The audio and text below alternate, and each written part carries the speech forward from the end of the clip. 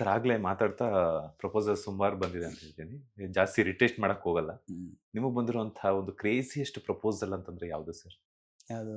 ನಿಮಗೆ ಪ್ರಪೋಸಲ್ಸ್ ಸುಮಾರು ಬಂದಿತ್ತು ಅಂತ ಹೇಳಿದ್ರಲ್ಲ, ಹಾ, ಹಾ. ಅದರಲ್ಲಿ ನಿಮ್ಗೆ ಅನ್ಸಿದ್ ಕ್ರೇಜಿಯೆಸ್ಟ್ ಪ್ರಪೋಸಲ್ ಅಥವಾ ಫನ್ನಿ ಪ್ರಪೋಸಲ್ ಅಂತಂದ್ರೆ ಯಾರಾದ್ರು ಲೆಟರ್ ಏನಾದ್ರು ಬರ್ದಿದ್ರ? ಲೆಟ್ರ್ ಅವಾಗೆಲ್ಲ ಲೆಟ್ರೇ ಸರ್. ಏನಂತ ಬರ್ದಿದ್ರು ಸರ್? ಓದಿದ್ರ ನೀವು? ಮೊದಲೇ ಬರ್ದಿದ್ರು ಹಂಗೆ, ನಿಮ್ ಕಂಡ್ರೆ ಇಷ್ಟ ನನಗೆ, ನಾನು ನಿಮ್ನ ಪ್ರೀತಿಸ್ತೀನಿ, ಮಾಮೂಲಿ ಅವೆಲ್ಲ ಬರ್ದಿದ್ರು. ನಾವು ಅದನ್ನ ಮಾಮೂಲಿ ಪ್ಯಾಂಟ್ ಜೇಬಲ್ಲಿ ಹಾಕೊಂಡು ಮನೇಲಿ ಇಟ್ಟಿವಿ.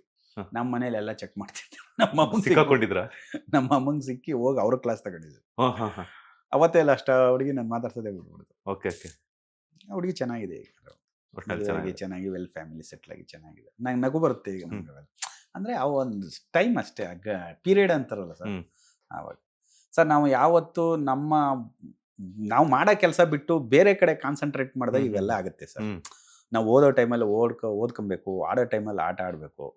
ನಮಗೆ ಎಂಟರ್ಟೈನ್ಮೆಂಟ್ ಅನ್ನೋದು ಏನಿರಲಿಲ್ಲ ಸರ್. ಬೆಳಗ್ಗೆ ಟಿಫನ್ ಮಾಡ್ಕೊಂಡು ಆಚೆ ಹೋದ್ರು ಬರೀ ಆಟಕ್ಕೆ ಹೋಗ್ತಿದ್ವಿ, ಸಾಯಂಕಾಲ ಮಧ್ಯಾಹ್ನಕ್ಕೆ ಊಟಕ್ಕೆ ಬರ್ತಿರ್ಲಿಲ್ಲ. ಟಿವಿ ಅನ್ನೋದು ಇಲ್ವೇ ಇಲ್ಲ ಬಿಡಿ. ಬೀದಿ ಸುತ್ತಿ ಮರ್ಕೋತಿ ಆಟ ನೋಡು, ಫಿಸಿಕಲ್ ಆಕ್ಟಿವಿಟೀಸೇ ಫುಲ್. ರಾತ್ರಿ 7 ಗಂಟೆ ಊಟ ಮಾಡ್ತಿರ್ಬೇಕಾದ್ರೆ ಹಿಂಗ್ ನಿದ್ದೆ ಬಂದ್ಬಿಡೋದು, ಅಷ್ಟೊಂದು ಸುಸ್ತಾಗ್ಬಿಟ್ಟಿರ್ತೀವಿ. 7:30 ಮಲ್ಕೊಂಬಿಡುವ ಮನೇಲಿ. ಈಗೇನು ಟೈಮು? ರಾತ್ರಿ 1 ಗಂಟೆ ಆದ್ರೂ ಮೊಬೈಲ್ ನೋಡ್ತಿರ್ತಾರೆ, ಟಿವಿ ಹಾಕೊಂಡು ಕೂತಿರ್ತಾರೆ. ಹಂಗಿದೆ ಮತ್ತೆ ಇನ್ನೇನು ಆಗದೆ ಇವೆಲ್ಲ. 100%. ಟೆಕ್ನಾಲಜಿ ಬಂದಾಗ ಅಡ್ವಾಂಟೇಜ್ ಎಷ್ಟಿದೆ, ಡಿಸ್ಅಡ್ವಾಂಟೇಜು ಅಷ್ಟೇ ಇದೆ. ಅದನ್ನು ನಾವು ಎಷ್ಟು ಕರೆಕ್ಟಾಗಿ ಪ್ರತಿಯೊಂದು ಯಾವ ರೀತಿ ಮಿತವಾಗಿ ಯೂಸ್ ಮಾಡ್ತೀವಿ ಅದ್ರ ಮೇಲೆ ಡಿಪೆಂಡ್. ಕೆಲವೊಂದ್ ಕಡೆ ನಮ್ಗೆ ಯೂಸ್ ಆಗ್ತಿರುವಂತ ಸೋಷಿಯಲ್ ಮೀಡಿಯಾನೇ ಡಿಸ್ಅಡ್ವಾಂಟೇಜ್ ಆಗ್ತಿದೆ ಸರ್. ತುಂಬಾ ಅಡ್ವಾಂಟೇಜ್ ಇದೆ, ಅದನ್ನ ಕರೆಕ್ಟಾಗಿ ಯೂಸ್ ಮಾಡ್ಕೊಂತ ಇಲ್ಲ, ಡಿಸ್ಅಡ್ವಾಂಟೇಜ್ ಯೂಸ್ ಮಾಡ್ಕೊಂತಾರೆ. ಈಗ ಯಾವುದೋ ಒಂದು ಫೋಟೋ ಹಾಕೋದು ಯಾರಿಗೋ ಬೈದು ಮಾಡಿ ಹಾಕ್ತಾರೆ. ಆದ್ರೆ ನಮ್ಗೆ ಅವಶ್ಯಕತೆ ಏನಿದೆ ಸರ್? ನಿಮ್ಮನ್ನ ಬೈದ್ರೆ ನನಗೇನು ಸಿಗುತ್ತೆ ಸರ್? ಯಾರೋ ನೋಡ್ತಾರೆ ಬಿಸಾಕ್ತಾರೆ. ನಿಮ್ಮ ಎದುರುಗಡೆ ಬಂದು ಬೈಯೋಕ್ಕಾಗುತ್ತೆ ಇಲ್ಲ. ಅವ್ರು ನೋಡ್ತಾರೆ ಸುಮ್ಮನೆ ಆಗ್ತಾರೆ. ಆಮೇಲೆ ಬೈದವರು ಅವ್ರ ಮನಸ್ಥಿತಿ ಚೇಂಜ್ ಮಾಡ್ಕೊಂತಾರೆ ಅಷ್ಟೇ. ಆಮೇಲೆ ಯಾರನ್ನೂ ನಿಮ್ಮ ಮೈಂಡ್ ಸೆಟ್ಟಿಂಗ್ ನನ್ನ ಸ್ಟೇಟಸ್ ಅಲ್ಲ, ನನ್ನ ಸ್ಟೇಟಸ್ ನಿಮ್ಮ ಮೈಂಡ್ ಸೆಟ್ಟಿಂಗ್ ಅಲ್ಲ.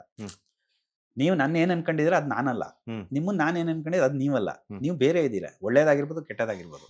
ಆಮೇಲೆ ಪ್ರತಿಯೊಬ್ಬರು ಮನುಷ್ಯನಿಗೂ ಅವ್ರದೇ ಆದಂಥ ಒಂದು ಸ್ಟೇಟಸ್ಗಳಿರ್ತವೆ, ಅದಕ್ಕೆ ತಕ್ಕಂಗೆ ಬಿಹೇವ್ ಮಾಡಬೇಕು ಅಷ್ಟೇ ಹೊತ್ತು. ಸ್ವಲ್ಪ ರೆಸ್ಪಾನ್ಸಿಬಿಲಿಟಿ, ಎಜುಕೇಟೆಡ್ ಆಗಬೇಕು ಜನ. 4 ಜನ ನಾವು ಹೇಳ್ಬೇಕಾದ್ರು, ಕೆಟ್ಟದಾಗ ಮಾತಾಡ್ಬೇಕಾದ್ರು ಥಿಂಕ್ ಮಾಡಬೇಕು. ಅದನ್ನೇ ನಮ್ಗೆ ಹೇಳಿದ್ರೆ ಹೆಂಗಿರುತ್ತೆ ಅಂತ ಯೋಚನೆ ಮಾಡಬೇಕು.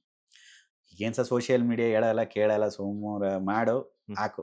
ನಾವು ಅವ್ರಿಗೇನೂ ಮಾಡಿಲ್ಲ, ನಮಗೆ ಒಂದೊಂದು ಕಾಮೆಂಟ್ ಆಗ್ತಲ್ಲ, ಪುಂಗ್ಬೇಡ ಬಿಡಲ್ಲ ಅಂತ ಹಾಕ್ತಾರೆ. ಹೌದು ಪಾಪ ಅವ್ರನ್ನ ನಾವು ಏನೂ ಮಾಡಿಲ್ಲ, ಅವರು ನಮ್ಗೆ ಗೊತ್ತೇ ಇಲ್ಲ ಯಾರು ಅಂತ.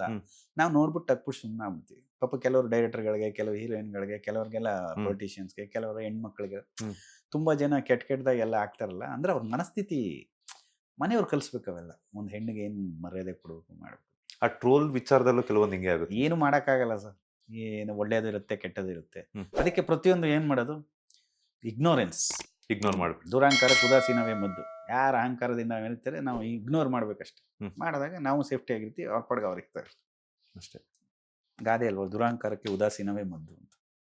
ಲೇಟೆಸ್ಟ್ ಹಾಗೂ ಇಂಟ್ರೆಸ್ಟಿಂಗ್ ಸುದ್ದಿಗಳಿಗಾಗಿ ಬಾಸ್ ಟಿವಿ ಕನ್ನಡ ಚಾನೆಲ್ನ ಸಬ್ಸ್ಕ್ರೈಬ್ ಮಾಡಿ. ಹಾಗೆಯೇ ಬೆಲ್ ಐಕಾನ್ ಪ್ರೆಸ್ ಮಾಡಿ.